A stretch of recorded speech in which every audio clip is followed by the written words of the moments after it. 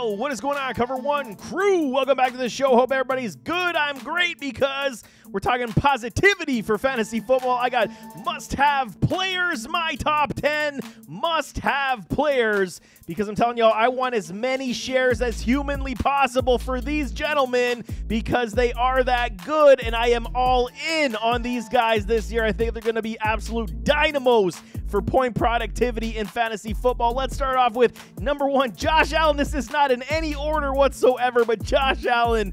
I love me some Josh Allen, and it's not just because I'm a Bills fan. It's because he just does nothing but put up the point productivity, and with added weapons to this offense, you know that they are going to be challenging every single week. And I get it, okay? It's hypocritical based on my stance of always suggesting to draft running back, or running back wide receiver and continue to push to gain your running backs and wide receivers early as we can get quarterbacks later on. However, Josh Allen is the exception to the rule, where if you can get him in round 3 or round 4, you're definitely smashing that draft button for a Josh Allen. He is currently ADP overall 34, so roughly in the beginning of the 3rd round. I mean, the loss of Dable might have been bigger than we all kind of, anticipated as the year went on with Dorsey, but the second year for Dorsey, you gotta love it. Added weapons with a Dalton Kincaid, and company, got some more speedy wide receiver talent. They will be more balanced and dynamic on this offense, even though everyone's talking the drama of Stephon Diggs. I'm not buying it. They are still a Super Bowl contender and will be a top offensive unit in the NFL. Allen should be on a mission to get over the top. He is 27 years of age, and this Super Bowl window is still wide open for this team.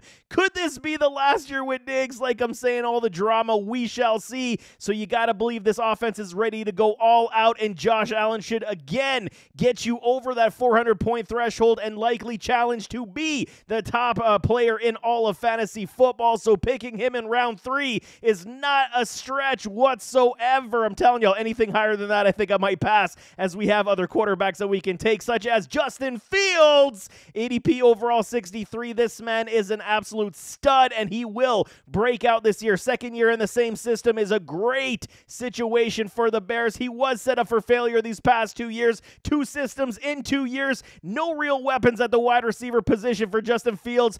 And I mean, what did you really expect him to do? He ran over 1,000 yards because he took it upon himself to be the guy. He finished as the quarterback 6 this past year, and there is no doubt he could easily be a top 3 quarterback in this league, especially with his ADP going at 63. You gotta love the value to return on investment. Added weapons in a DJ Moore, Tyler Scott. Mooney's coming back from his injury. Improvements to the offensive line. Not only the top-end rushing upside for a Justin Fields will be there, but this year we could see heavy passing upside reach new levels and career highs for a Justin Fields. Seeing him get around 3,800 to 4,200 passing yards is definitely not out of the question. Flirting with the potential 25 touchdown passes to 30 touchdown passes is very much doable, especially with the running upside. Justin Fields should definitely blow up where his ADP to ROI does finish off this season. Jonathan Taylor, let's talk some running backs.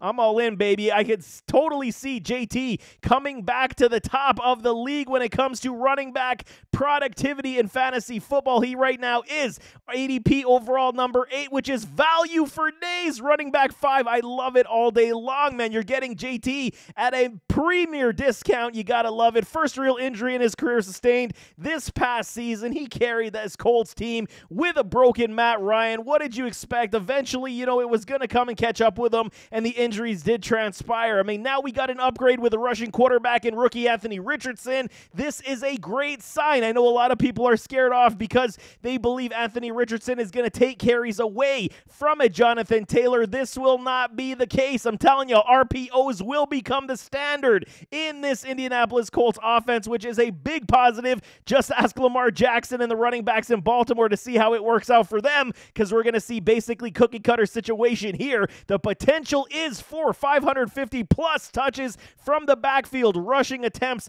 for this Indianapolis Colts, whether it be Jonathan Taylor, other running backs, or in Anthony Richardson. The rushing upside in attempts is going to be their Raven style. I'm telling y'all, this is what they're going to do. They're going to try to replicate a very similar offense that we see in Baltimore, plus added weapons at the wide receiver position in a Josh Downs, adding to Michael Pittman, so you do have the potential to at least continue to move forward and grow in the passing game, which should assist a rookie Anthony Richardson in that respect as well. No real backup threat for a running back here to take and pull carries away from a Jonathan Taylor. If you guys are not all in, I don't know why you're not, because the ADP to value to return on investment is glorious. I'm all in on Jonathan Taylor this year. Ramondre Stevenson next on my board. Dre, I've been a huge Dre supporter going all the way back to the draft process. I told y'all, what do you see, man? Big men with light feet and good hands equals true 3-down back appeal.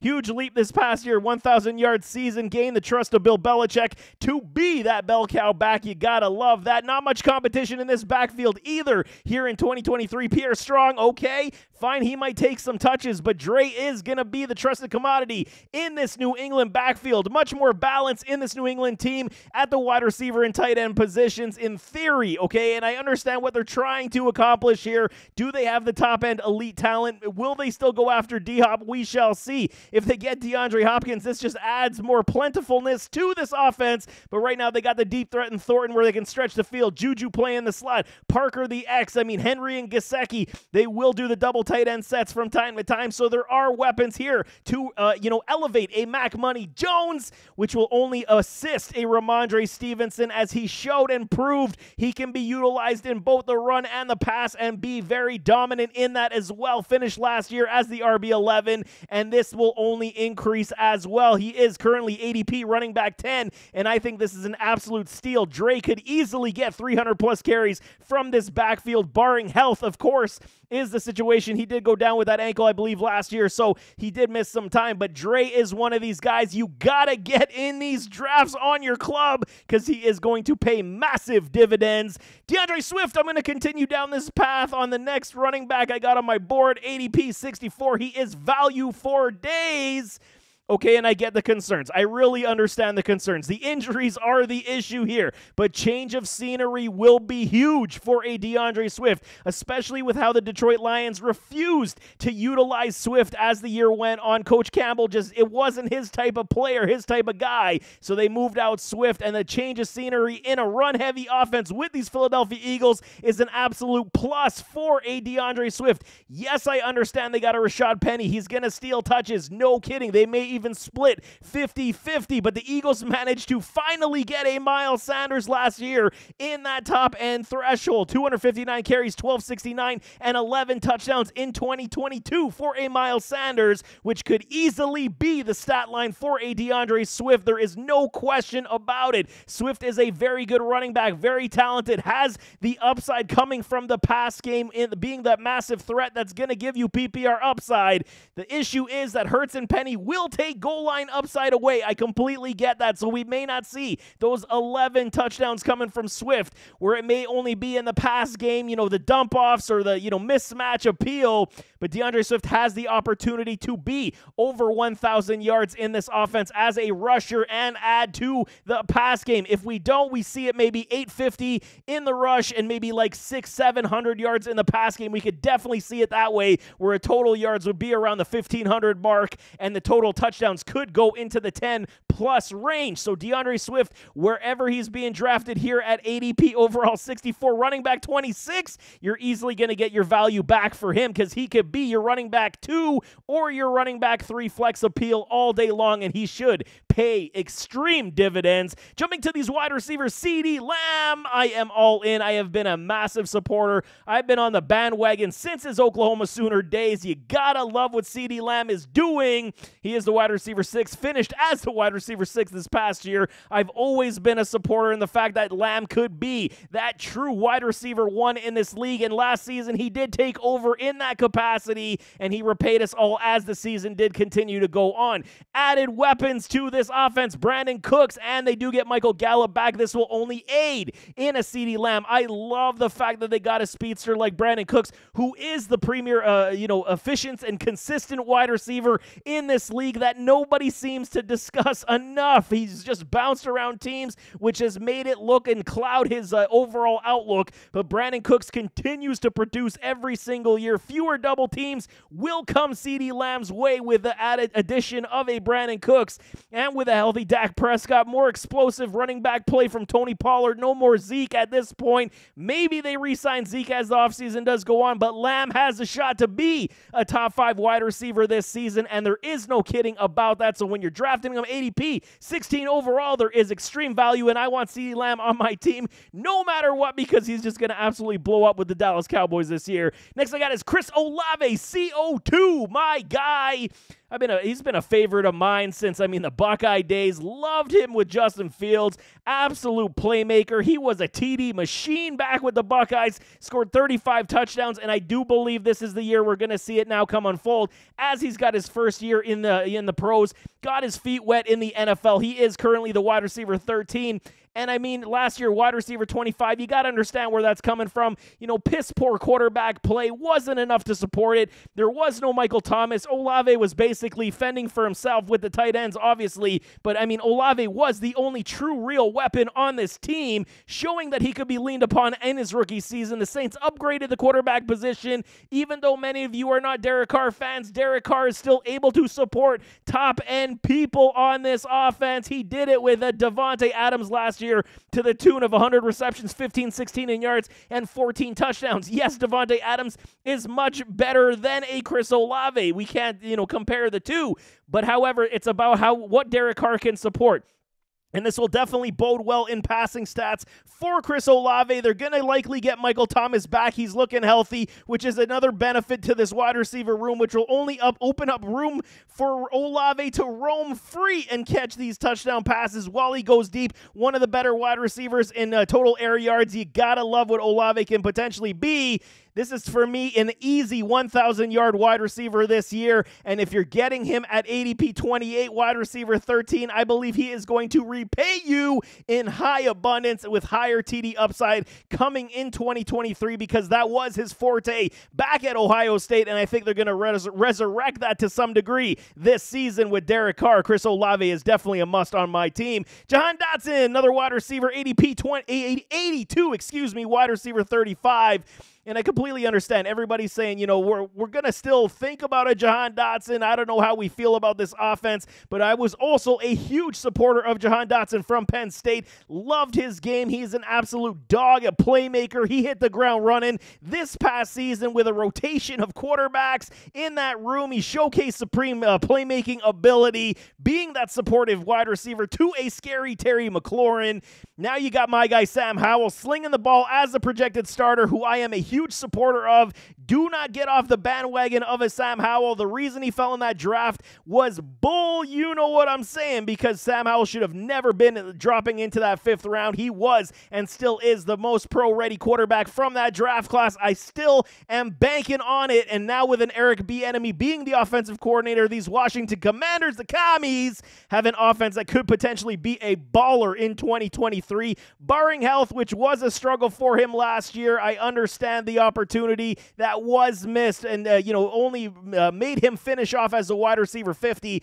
But this year does have the opportunity for Jahan Dotson to crush his ADP to ROI, and I love every ounce of it. Jahan Dotson will be on every single roster that I can get him on. Finishing it with tight ends, Evan Ingram, ADP 90, tight end 9. He finished last year as the tight end 6, so you got to understand, being in the league 6 years already, we understand, Evan Ingram has seen ups and downs, and I was off the Ingram bandwagon before he went to Jacksonville. Even as he went to Jacksonville, I wasn't necessarily coveting his services, and I did pick him up off the waiver wire this past year as his game started to grow. Nothing really topped his rookie campaign, which was back in 2017. It was a very difficult trust to keep going with an Evan Ingram. But I mean, starting slow with the Jags this past year, the chemistry started to build with Trevor Lawrence as Lawrence started to gain more confidence in his game. Having a capable head coach in a Doug Peterson rather than an Urban Meyer definitely changed the course of this franchise and the career of a Trevor Lawrence. As the year did go on, I mean, Ingram became the favorite of a Trevor Lawrence to the tune of career-high numbers in receiving yards and receptions. However, the biggest problem we do see is that adding another baller like a Calvin Ridley to the mix is going to definitely remove targets from Ingram. We know this is going to happen, but efficiency rates should absolutely increase for Evan Ingram due to all these added weapons. Christian Kirk still there, Zay Jones, and now you still got Evan Ingram. They added still got Travis Etienne, added Tank Bigsby, so you know there's going to be potential opportunity for this run game to continue to move forward. Evan Ingram should be able to roam free in this offense as well with lesser coverage coming to his side. I believe he's going to pick up right where he left off as they started to gain chemistry with Trevor Lawrence. Through the second half of the season, Ingram is going to be a trusted commodity, and again, he will flirt with top 8 tight end numbers this year. I think Ingram at the value is definitely a great pickup this year. Last one I got is Dalton Schultz. I don't know why nobody's talking about Dalton Schultz. ADP 111, man. He finished as a tight end 10 last year with the Dallas Cowboys. Okay, he made the mistake. He turned down a contract as a free agent from the Dallas Cowboys, which proved to be foolish. He did not snag the money he thought he was going to attain on the open market, signed the lesser deal, joined the Texans this spring. However, the grass may be greener on this side, and y'all be like, how is that possible? He was playing with the Cowboys. The Texans are rebuilding, man. They rebuilt this squad to add loads of talent to this offense. With Schultz and Robert Woods being the key veterans on this offense, you know their presence is going to be massive for being the safety blankets for the rookie quarterback CJ Stroud and his development, his growth, and his progression. Schultz could become an instant PPR machine with CJ Stroud as he gets comfortable, especially within the first 6 to 8 weeks as Stroud continues to try to, prove himself and dissect the field. Dalton Schultz and Robert Woods could be very big pieces early on, and as Robert Woods kind of fades to the secondary, I think that Dalton Schultz could continue massive gains in red zone upside. There's going to be lots of PPR upside as Stroud continues his confidence growing as a passer, being the tight end 10 last year. We may see actually a jump in red zone targets here, being the chain mover. Huge PPR upside, like I'm saying. Dalton Schultz should definitely not be slept on because we know rookie quarterbacks, they need a safety blanket, and Dalton Schultz is a big body target that is able to make plays. And I think he's going to be an absolute great get if you're going to pass up on guys like Travis Kelce and Kyle Pitts. But there you have it. That is my top 10 must-have players that I want massive shares of this year. And I think it's going to bode very, very well. Depending on how the board does break down, I gave you multiple options to at least snag some of these guys. You may not get them all, obviously, due to ADP. But I'm telling y'all, these guys are going to blow up this year. They're going to have very favorable seasons, barring injuries, of course. That is the question marks, as always. But nevertheless, as always, don't forget to hit that like button, hit that subscribe button, jump in those comments, give me your thoughts. You guys in on these players? You out on these players? You disagree with my take? Throw it in the comments. We can definitely talk it out. But we'll see you next time. I am out.